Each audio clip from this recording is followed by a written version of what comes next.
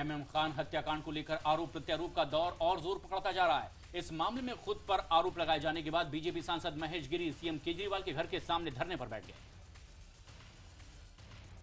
महेश गिरी कल शाम से ही धरने पर बैठे हैं। उनका कहना है कि जब तक मुख्यमंत्री केजरीवाल उनके सामने नहीं आएंगे वो धरने पर बैठे रहेंगे। महेश गिरी के साथ कई बीजेपी नेता और कार्यकर्ता भी धरने पर बैठे हुए हैं। धरने पर बैठे कार्यकर्ता लगातार सीएम केजरीवाल के खिलाफ नारे लगा रहे हैं। पूरी रात केजरीवाल के घर के बाहर धरना चलता रहा, लेकिन उनकी तरफ से कोई प्रतिक्रिया नहीं आई। बीजेपी के वरिष्ठ नेता श्याम जाजू भी महेश गिरी के साथ धरने में शामिल हो गए हैं। उन्होंने बताया कि महेश गिरी ने अन्न जल त्याग कर अनशन करना शुरू कर दिया है। श्याम जाजू ने कहा कि जब तक केजरीवाल माफी नहीं मांगेंगे आंदोलन चलता रहेगा। श्याम जाजू का कहना है कि पूरी पार्टी महेश गिरी के साथ खड़ी हुई है। उन्होंने कहा है कि दिल्ली के सीएम अरविंद केजरीवाल जिस तरीके से बेवजह आरोप लगा रहे हैं, यह आंदोलन उन्हीं के खिलाफ है। बीजेपी ने सीएम केजरीवाल के खिलाफ आंदोलन को बड़ा रूप देने की पूरी तैयारी कर ली है। धरना स्थल पर टेंट, कुर्सियां और गद्दे लगाए गए हैं। बीजेपी का दावा है कि आज पार्टी के और भी बड़े नेता धरना स्थल पर पहुंचेंगे। इससे पहले सीएम केजरीवाल को बहस की चुनौती देने के बाद महेश गिरी दिल्ली के कॉन्स्टिट्यूशन क्लब पहुंचे हुए थे, लेकिन केजरीवाल वहां नहीं पहुंचे। महेश गिरी ने कहा है कि केजरीवाल उन पर लगाए गए आरोप सिद्ध करें या फिर इस्तीफा दे दें। यही नहीं, दिल्ली में कई जगहों पर सीएम केजरीवाल को सीधी बहस की चुनौती देने वाले पोस्टर भी लगाए गए हैं। बता दें, महेश गिरी ने केजरीवाल को एनडीएमसी अधिकारी एमएम खान हत्याकांड के लिए खुली बहस की चुनौती दी थी। वहीं आम आदमी पार्टी के नेता दिलीप पांडे ने एक प्रेस कॉन्फ्रेंस करके महेश गिरी पर पलटवार किया। उन्होंने कहा है कि महेश गिरी पीड़ित पक्ष को न्याय दिलाने की जगह आरोपी को बचाने की कोशिश कर रहे हैं। दिलीप पांडे ने कहा कि महेश गिरी अगर एमएम खान के पीड़ित परिवार के पास जाते तो शायद परिवार उनकी संवेदना को समझता। उन्होंने कहा कि महेश गिरी पर लगे आरोप का समाधान डिबेट से नहीं, जांच से निकलेगा। केंद्रीय मानव संसाधन राज्य मंत्री रामशंकर कठेरिया के भगवाकरण वाले बयान पर विवाद खड़ा हो गया है। कांग्रेस ने कहा है कि बीजेपी का एजेंडा किसी से छिपा नहीं है और बीजेपी पूरे देश भर में अपनी विचारधारा थोपना चाहती है। वहीं आरजेडी नेता मनोज झा ने कहा कि बीजेपी सारे इंस्टीट्यूट का भगवाकरण करने में लगी हुई है। वहीं बीजेपी सांसद शत्रुघ्न सिन्हा ने कठेरिया के बयान पर आश्चर्य जताया और पूछा कि कठेरिया कौन है। बीएसपी ने प्रधानमंत्री से कठेरिया के खिलाफ कार्रवाई की मांग की है। कठेरिया ने लखनऊ यूनिवर्सिटी के कार्यक्रम में कहा था कि देश में भी भगवाकरण होगा और शिक्षा में भी। दूसरी तरफ कठेरिया के बयान पर प्रतिक्रिया देते हुए आरएसएस विचारक राकेश सिन्हा ने कहा कि अगर देश हित में काम को करना भगवाकरण है तो ये होना चाहिए और ये सब स्वतंत्रता के बाद ही शुरू हो जाना चाहिए था। उधर राजस्थान के गृह मंत्री गुलाब चंद कटारिया ने भी एक सभा में संबोधित करते हुए विवादित बयान दिया है। चूरू में एक सभा में बोलते हुए उन्होंने पूर्व प्रधानमंत्री मनमोहन सिंह के लिए अपशब्द का इस्तेमाल किया। गुलाब चंद कटारिया ने 32 मिनट के भाषण में मनमोहन सिंह के लिए 8 बार अपशब्दों का इस्तेमाल किया। हालांकि विवाद बढ़ने के बाद उन्होंने माफी मांग ली। कांग्रेस के पूर्व प्रधानमंत्री मनमोहन सिंह पर कटारिया के बयान की कड़ी निंदा की है। कांग्रेस नेता सचिन पायलट ने एक बयान जारी करके कहा है कि कटारिया का मानसिक पतन हो गया है। उत्तर प्रदेश विधानसभा अध्यक्ष माता प्रसाद पांडे ने साध्वी प्राची को आतंकवाद को पैदा करने वाली मशीन कहा है। उन्होंने कहा कि जहां आतंकवाद नहीं है वहां भी साध्वी अपनी बातों से आतंकवाद को संगठित होने का मौका देती है। कैराना पर शुरू सियासत लगातार जारी है। बीजेपी के बाद अब अखिलेश सरकार ने भी 5 संतों का एक दल कैराना भेजा है। इस दल ने कैराना और कांधला का दौरा करके पलायन के आरोप की जांच की है। 3 दिन के भीतर रिपोर्ट पीएम, यूपी के राज्यपाल और सीएम को सौंपी जाएगी। जांच के बाद संतों की टीम ने कहा कि जो बातें सामने आई हैं उसके मुताबिक लोगों ने डर की वजह से पलायन किया। उन्होंने कहा कि पलायन वाले इलाकों में हिंदू मुस्लिम जैसी कोई बात नहीं है। उधर बीजेपी सांसद हुकुम सिंह ने पलायन करने वालों की एक और सूची मीडिया को सौंपी है और अखिलेश सरकार पर हमला बोलते हुए उन्होंने कहा है कि वो दंगों को रोकने में नाकाम रही है। एमआईएम अध्यक्ष ओवैसी ने भी यूपी सरकार पर हमला बोलते हुए कहा कि मुजफ्फरनगर से 50,000 लोगों ने पलायन किया है। उन्होंने कहा कि यूपी सरकार दंगे रोकने में नाकाम रही है। कैराना और कांधला के बाद अब बीजेपी ने मुजफ्फरनगर से 23 परिवारों के पलायन की सूची जारी की है। लोगों के मुताबिक कानून व्यवस्था की खराब स्थिति के चलते पलायन हो रहा है। यूपी सरकार में कैबिनेट मंत्री आजम खान ने कहा कि गाय की रक्षा समाजवादी पार्टी का मुद्दा है। इससे पहले शनिवार को अयोध्या में संतों के बीच पहुंचे एसपी नेता शिवपाल यादव ने कहा है गंगा और गीता की रक्षा की कसम खाई। विदेश मंत्री सुषमा स्वराज ने एनर्जी की सदस्यता पर चीन का साथ मिलने की उम्मीद जाहिर की है। उन्होंने भारत और पाकिस्तान के रिश्तों में सुधार होने की भी बात कही, लेकिन साथ ही ये भी कहा कि पठानकोट हमले पर कार्रवाई जरूरी है। शिवसेना के 50 साल पूरे होने पर हुए एक कार्यक्रम में उद्धव ठाकरे ने बीजेपी और पीएम मोदी पर हमला करते हुए कहा कि बीजेपी को अगर गठबंधन साथ में चलाना है तो शिवसेना की शर्तों पर काम करना होगा। एक महिला डॉक्टर ने महाराष्ट्र के स्वास्थ्य मंत्री दीपक सावंत की शिकायत की है। शिकायत में कहा गया है कि उसे मंत्री सावंत के पीए ने प्राइवेट कैबिन में 2 घंटे तक बिठाए रखा। महिला डॉक्टरों का आरोप है कि मंत्री के पीए ने उससे कहा कि हर किसी की कोई न कोई गॉडफादर होता है। हालांकि मंत्री सावंत ने अपने ऊपर लगे आरोपों से इनकार किया। गुजरात के सूरत में पूर्व आईपीएस अधिकारी डीजी वंजारा ने सरदार वल्लभ भाई पटेल की मूर्ति पर नकली बंदूक की माला चढ़ाई। इसके बाद विवाद खड़ा हो गया। डीजी वंजारा यहां एक रैली में शामिल होने के लिए पहुंचे थे। आरबीआई गवर्नर रघुराम राजन के बाद कई लोगों के नाम गवर्नर पद के लिए सामने आए हैं। इसमें आरबीआई के डिप्टी गवर्नर उर्जिल पटेल, सीबीआई की चेयरमैन अरुंधति भट्टाचार्य, आरबीआई के पूर्व deputy governor Subir, world bank के चीफ इकोनॉमिस्ट कौशिक बसु और सेबी के चेयरमैन यूके सिन्हा शामिल हैं। जम्मू कश्मीर के पुलवामा जिले में सुरक्षा बलों के साथ मुठभेड़ में आतंकी संगठन लश्कर का एक आतंकी मारा गया। सुरक्षा बलों ने मौके से एक AK-47 राइफल, 2 मैगजीन बरामद किए हैं, जबकि 2 आतंकी फरार होने में कामयाब रहे। फिलहाल सेना पूरे इलाके में सर्च ऑपरेशन चला रही है। अमरनाथ यात्रा पर एक बार फिर से आतंकी हमला मंडराने लगा है। खतरा इसका मंडराने लगा और इसके बाद सुरक्षा एजेंसियों को भी अलर्ट कर दिया गया है। अमरनाथ यात्रा में खलल डाला जा सकता है पाकिस्तान की ओर से। जम्मू कश्मीर के उप मुख्यमंत्री निर्मल सिंह ने एक बयान में कहा कि पाकिस्तान समर्थित ताकतें अमरनाथ यात्रा में खलल डालने की कोशिश कर सकती हैं। पाकिस्तान के खैबर पख्तूनख्वा की सरकार ने अफगानी तालिबान से संबंधित मदरसा ऑफ जिहाद को 30 करोड़ रुपए की मदद की है। अफगान तालिबान प्रमुख मुल्ला मंसूर समेत कई तालिबानी नेताओं ने यहीं से तालीम ली। उत्तराखंड में देवप्रयाग के पास तीर्थयात्रियों से भरी एक बस अनियंत्रित होकर खाई में गिर गई, जिसमें एक महिला की मौत हो गई, जबकि 2 की हालत गंभीर बनी हुई है। वहीं बस में सवार 26 बाकी लोगों को सुरक्षित बचा लिया गया। मध्य प्रदेश के जबलपुर में एक नाव पानी में फंस गई। मझधार में नाव को फंसा देख करके स्थानीय नाविक और गोताखोरों ने नदी में छलांग लगा दी और 2 घंटे की मशक्कत के बाद नाव में सवार लोगों को बचा लिया गया। दरअसल यहाँ भेड़ा घाटर पर सुरक्षा के मद्देनजर 15 जून से बोटिंग पर रोक लगा दी गई थी, लेकिन बिना सेफ्टी जैकेट पहनाए एक नाविक पर्यटकों से भरी नाव नदी में ले गया और नाव तेज बहाव में फंस गई।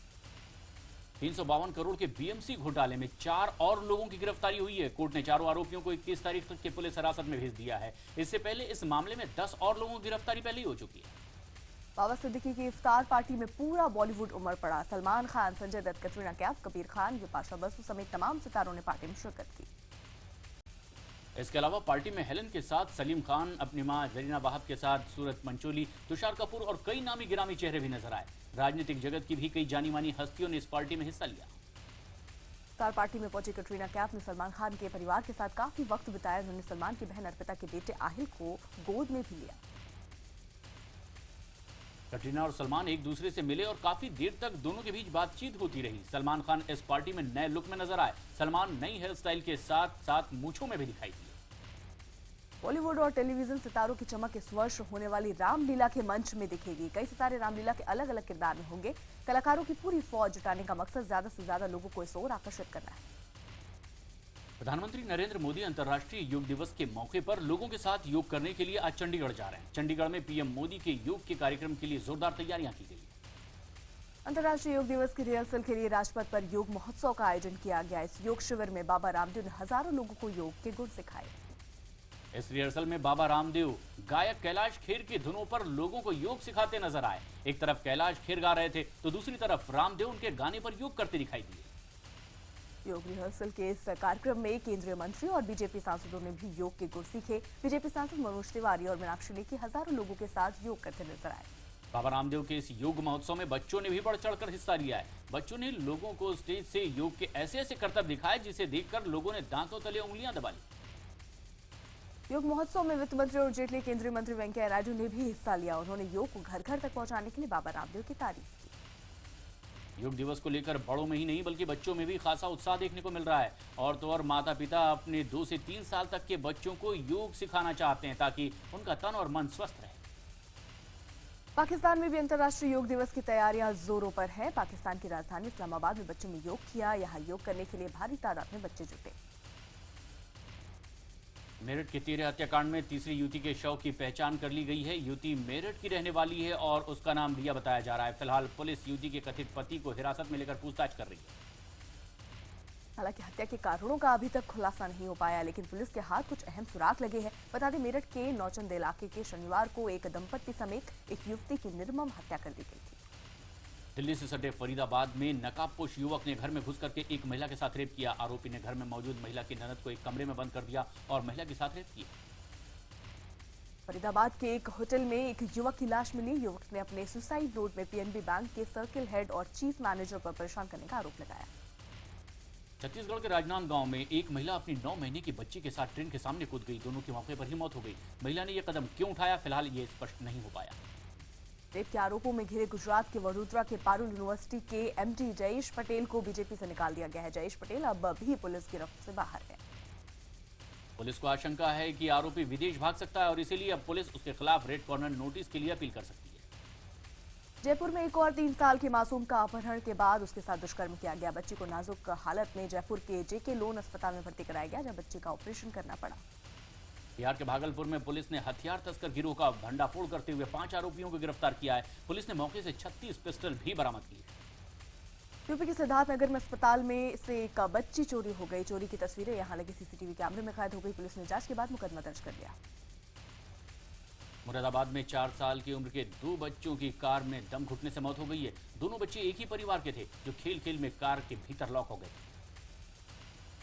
भोपाल के एसिड अटैक मामले में पुलिस ने 2 आरोपियों को गिरफ्तार कर लिया। एक तरफा प्रेम और शादी के प्रस्ताव से मना करने पर त्रिलोक नाम के शादीशुदा लड़के ने पॉलिटेक्निक कॉलेज के शिक्षक पर शनिवार को तेजाब फेंका था।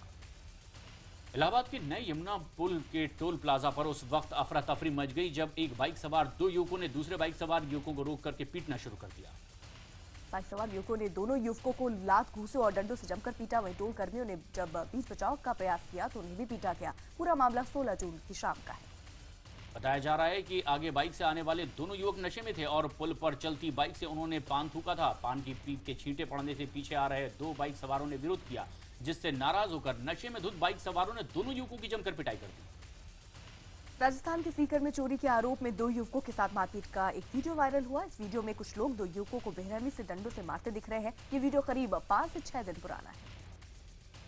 इस वीडियो के मुताबिक इन दोनों युवकों ने गांव की एक बकरी चुराई थी, जिसके बाद गांव वालों की ये हत्थे चढ़ गए। पुलिस को भी मार खाने वाले युवकों के बारे में कोई जानकारी नहीं है। यूपी के मेरठ में अवैध निर्माण गिराने पहुंची टीम को स्थानीय लोगों ने दौड़ा कर पीटा और उसके कपड़े भी फाड़ दिए। स्थानीय लोगों का कहना है कि मकान बनाने क्यों दिए गए जब उन्हें तोड़ना था। उत्तराखंड के चमोली में भारी बारिश के चलते सड़क का मलबा लोगों के घरों में घुस गया है। पहाड़ से आए इस मलबे से फसलों को भी भारी नुकसान पहुंचा है। मुंबई में गर्मी और पानी की कमी से परेशान बिस्मिल्लाह मस्जिद के लोगों ने बारिश के लिए खास नमाज पढ़ी और दुआ मांगी। लोगों को विश्वास है कि नमाज की रहमत से सूखे की समस्या से राहत मिलेगी। बेंगलुरु में डॉक्टर्स की लापरवाही के चलते एक बच्चा ऑपरेशन के दौरान कोमा में चला गया। स्कूल में बच्चे की 2 उंगलियों में चोट लगी थी, जिसके लिए डॉक्टर्स ने उनकी सर्जरी की थी। तमिलनाडु की अम्मा कैंटीन की तर्ज पर आंध्र सरकार ने अम्मा अन्ना कैंटीन खोलने का फैसला किया है। इस कैंटीन में 1 रुपए में इडली और 3 रुपए में दही चावल परोसा जाएगा। पोलैंड में सेना के बेस पर नाटो और सदस्य देशों की सेनाओं ने जबरदस्त अभ्यास किया है। पोलैंड ने अपनी सैन्य शक्ति और क्षमता का परिचय दिया। इस अभ्यास को एनाकोंडा एक्सरसाइज नाम दिया गया है। रूस ने कहा है कि बॉर्डर पर नाटो सेनाओं के होने से उसकी सुरक्षा को खतरा है। अर्जेंटीना की राजधानी ब्यूनस आयर्स में एक वीडियो का सामने आया है, जिसमें महिला एक लुटेरे को भागने पर मजबूर कर देती है। दरअसल महिला अपने 3 महीने के बच्चे के साथ सड़क पर जा रही होती है, तभी अचानक एक शख्स पीछे से आता है और उस महिला से उसका बच्चा छीनने की कोशिश करने लगता है, लेकिन महिला बच्चे को बचाने के लिए जी जान लगा देती है। तमिलनाडु के कोयम्बटूर में एक पागल हाथी को काबू करने की तस्वीरें सामने आई है। हाथी को रस्सी की मदद से पहले जंगल में खींच कर लाया गया और फिर ट्रक पर चढ़ाया गया। हाथी को वहां से अन्नामलाई टाइगर रिजर्व में ले जाया गया। भारत और जिम्बाब्वे के बीच दूसरा T20 मैच आज खेला जाएगा। 3 मैचों की सीरीज में मेजबान पहला मैच जीतकर सीरीज में 1-0 से आगे चल रही है। भारतीय कप्तान ने पहले T20 में हार के लिए बल्लेबाजों को जिम्मेदार बताया था। धोनी ने कहा है कि गलत शॉट खेलने से बल्लेबाजों ने अपना विकेट गंवाया है और इसका खामियाजा आखिरी ओवर में आकर चुकाना पड़ा। अमेरिका में कैलिफोर्निया की जंगलों में पिछले 4 दिनों से लगी भयंकर आग बुझने का नाम नहीं ले रही। आग से 3000 हेक्टेयर का क्षेत्र जलकर खाक हो गया। मिस्र के पूर्व राष्ट्रपति मोहम्मद मोर्सी को कतर के लिए जासूसी के आरोप में उम्र कैद की सजा सुनाई गई है। वहीं इस मामले में अल जजीरा टीवी चैनल के 2 पत्रकारों समेत 6 लोगों को फांसी की सजा सुनाई गई है। चीन के शाक्सी प्रांत में एक बच्चे का सिर घर में लगी लोहे की जाली में फंस गया। बच्चे का पूरा शरीर 4थी मंजिल से नीचे लटक रहा था। दमकल विभाग ने लोहे की जाली काटकर बच्चे को सुरक्षित बाहर निकाल लिया। जापान के ओकिनावा द्वीप पर लाखों लोगों ने अमेरिकी सेना के खिलाफ नारेबाजी की है। प्रदर्शन हाल ही में एक महिला के साथ हुए रेप और हत्या के मामले में की। इराकी सेना ने फलूजा को आईएस के आतंकियों के कब्जे से छुड़ाने के लिए बाद तहरीर पर जमकर जश्न मनाया और आतिशबाजी की। सेना के मुताबिक फलूजा के अस्पताल को भी कब्जे में ले लिया गया है।